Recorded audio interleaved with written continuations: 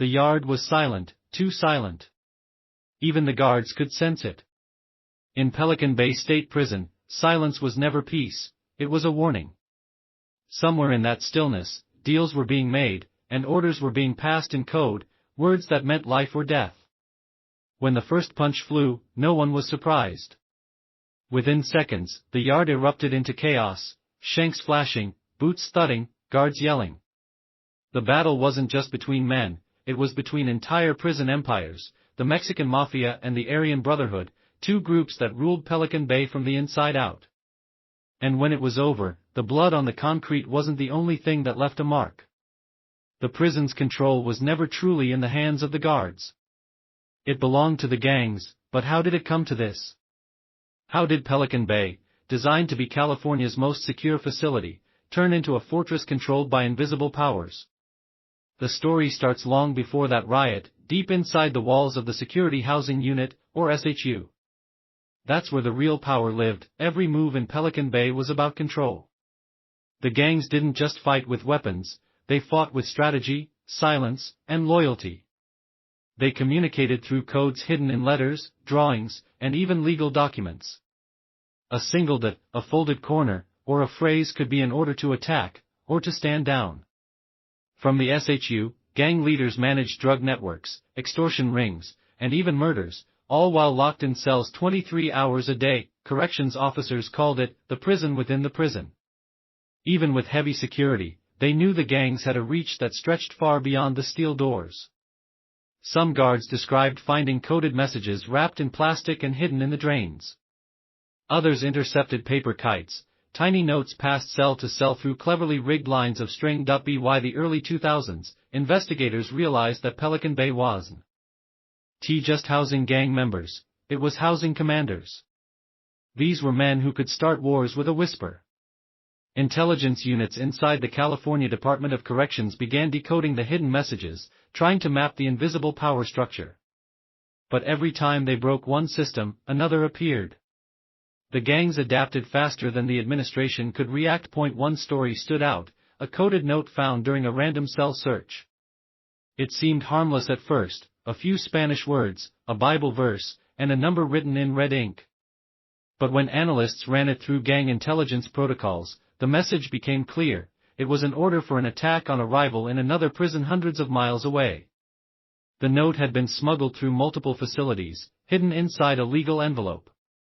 It was proof that Pelican Bay's inmates were operating like a criminal corporation, one that didn't need to leave its cell to control the streets. Inside, inmates learned that survival wasn't just about strength, it was about allegiance.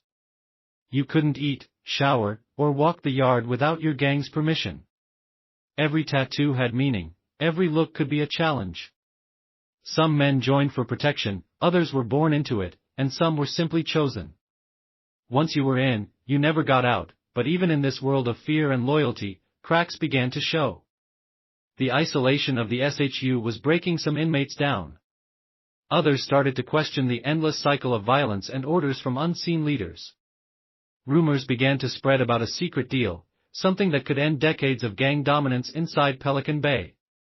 No one knew if it was real or just another manipulation. Then one morning, an officer discovered a new symbol carved into a wall inside the SHU, a combination of letters and numbers that no one had seen before. It wasn't from any known gang. It was something different. Something new, and that's when everything changed. The guards called for lockdown. The inmates called it a warning. Whatever that symbol meant, it was about to start a new war inside Pelican Bay. When the symbol first appeared in the SHU, nobody wanted to talk about it. Even the most hardened inmates, men who had survived riots, lockdowns, and years in solitary, looked uneasy. It wasn't tied to any known gang markings like the familiar Black Hand of La-Im or the Shamrock ink of the Aryan Brotherhood. It was something new, a coded message that didn't belong to anyone. That made it dangerous. At first, the guards thought it might be a prank, just graffiti from a bored inmate. But when investigators traced the cell where it was found, they discovered something unusual. The man inside hadn't had contact with anyone in months. No visitors. No mail. No yard time. Yet somehow, that message had reached him.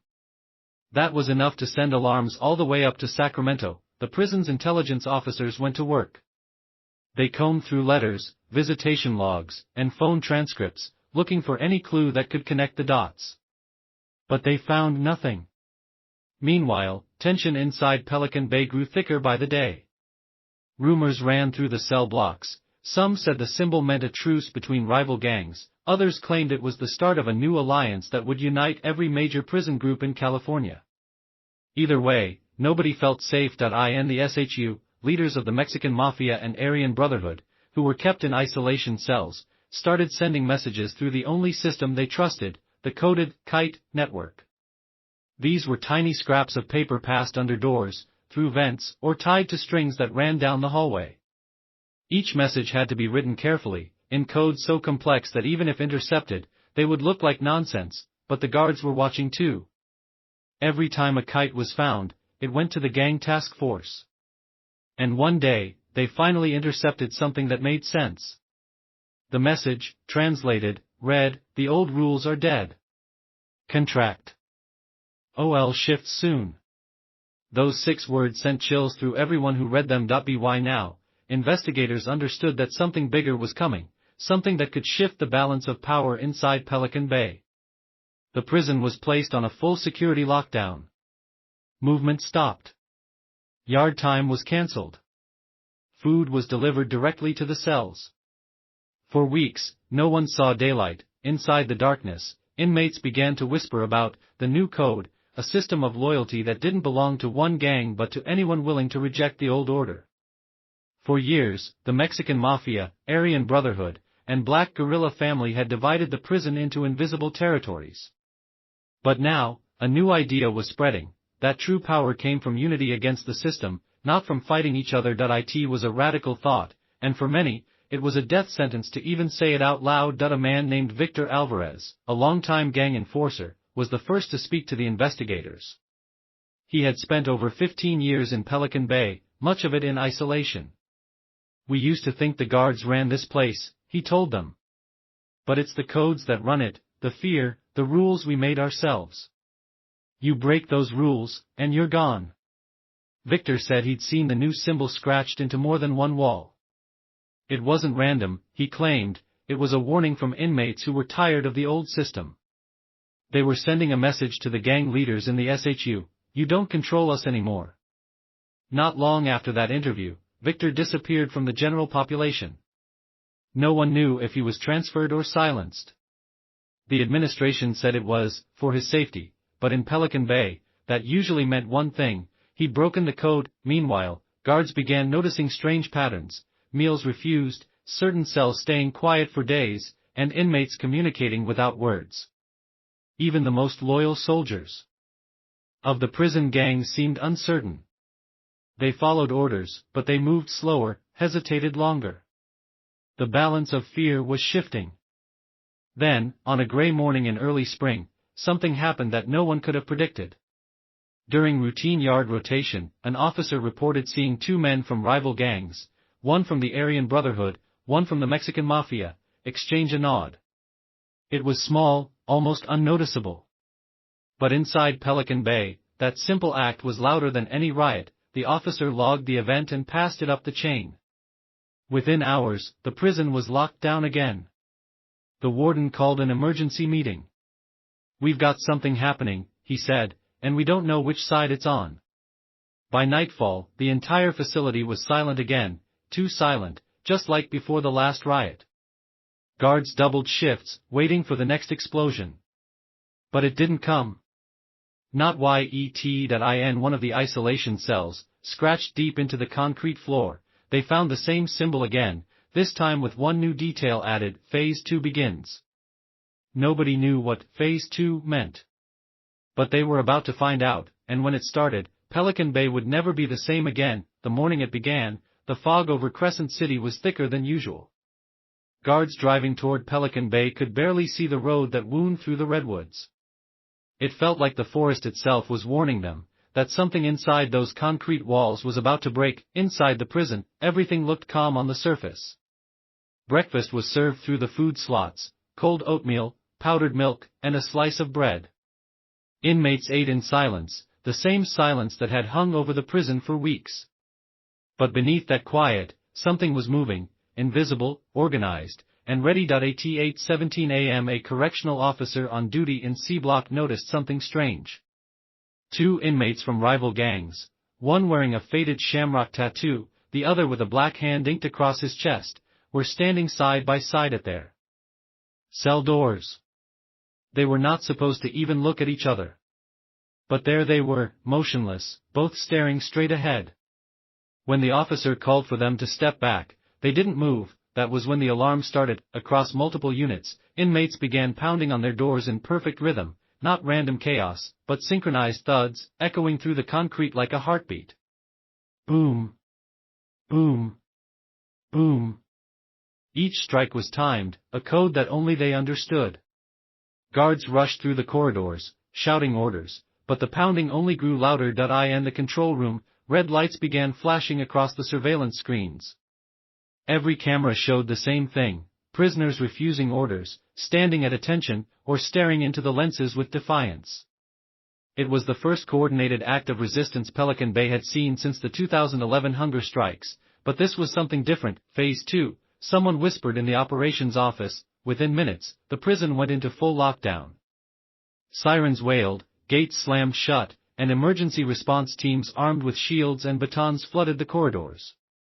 But unlike before, there was no riot, no fighting, just silence. Total, unsettling silence. Then, at exactly 10 a.m. the meal refusals began. Hundreds of inmates pushed their trays back through the slots untouched. Word spread from pod to pod: no one eats, no one breaks. It was a hunger strike. But this time, it wasn't just one group or one cause. It was everyone. The message was clear: they wanted control back. News reached Sacramento by noon. State officials held emergency meetings. The warden of Pelican Bay, a veteran with decades of experience, told reporters, "This is different from anything we've seen. This isn't about food or privileges, this is about power." Inside the cells, inmates began scratching new symbols into the walls. Some used spoons, others the metal rings from toothpaste caps. The same code appeared everywhere: the circle with a line through it, the mark that had started it all. For investigators, it was a nightmare. No one could tell who was leading the movement. There was no single name, no face, no command structure. Just the idea itself, spreading through whispers, notes, and quiet acts of defiance. Days turned into weeks. The hunger strike continued. Some inmates were moved to medical isolation. Others grew weak but refused to quit. Outside the prison, families and activists started protesting, holding signs that read, "End solitary confinement," and "Humans, not animals."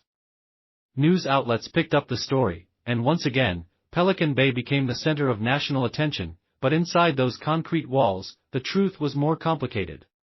While some inmates fought for reform, others saw the chaos as a chance to shift the prison's power balance. Gang leaders who once ruled with violence now struggled to keep control. A new, silent order was forming, one built not on race or allegiance, but on shared rebellion against the system itself. A guard named Officer Jenkins, who had worked at Pelican Bay for 14 years, later said, "It wasn't the yelling that scared us, it was the quiet. They weren't fighting us anymore. They were waiting for something. And we didn't know what." By the end of the second week, prison administrators began force-feeding the most critical inmates through nasal tubes. Medical teams worked around the clock. Cameras were installed in every hallway. But still, the code continued to appear, scratched into walls, hidden inside book covers, even carved under meal trays. Then came the discovery that changed everything. During a cell inspection, officers found a folded piece of paper tucked behind a light fixture. On it were columns of names, not inmates, but staff. Alongside each name was a symbol, a dot, a slash, or a circle. No one could decode what it meant, but it was enough to send the entire facility into high alert. Within hours, the warden ordered a complete communication freeze. All mail was stopped. All movement suspended.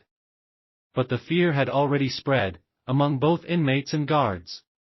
No one knew who to trust anymore. In the middle of it all sat one man, an old inmate named Luis Spider Ortega. He had been in Pelican Bay since it opened in 1989 and had survived every riot, every lockdown, every hunger strike. When reporters later asked him what really happened during those weeks, he said quietly, "They thought we were fighting them. But we were fighting the system inside ourselves. The one that told us we'd never be free, even in here." Eventually, the hunger strike ended. Some say it was forced, others say it was planned all along. Life in Pelican Bay returned to its cold routine, doors slamming, meals sliding, lights never truly off. But the code didn't disappear. It lived on, passed in whispers between cells, a reminder that control inside the world's toughest prison could shift with nothing more than silence. Months later, during a wall repainting, a maintenance worker found a small mark etched under a layer of peeling paint. It was the same symbol, and beneath it, 3 words written faintly in pencil: Phase 3 waits. No one knows what that means, but those who've worked in Pelican Bay long enough know one thing: nothing in that place ever truly ends.